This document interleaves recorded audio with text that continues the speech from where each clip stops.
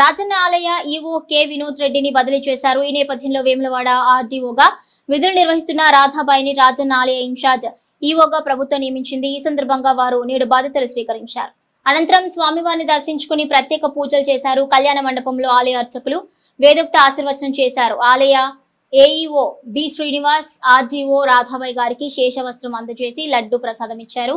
రాజన్న ఈవోగా విధులు నిర్వర్తించి దేవాదాయ శాఖ రాష్ట్ర కార్యాలయంలో మల్టీ జోన్ 2 డీసీగా బదిలీపై వెళ్లిన వినోద్ రెడ్డి కుటుంబ సమేతంగా రాజన్నను దర్శించుకున్నారు. వీరికి స్వామివారి కళ్యాణ మండపంలో అర్చకులు వేదోక్త ఆశీర్వాదం ఇచ్చిన పిదప డిఈ రామకిషన్ రావు మహిపాల్ రెడ్డిలు శేషవస్త్రం కప్పి లడ్డు ప్రసాదం అందజేశారు.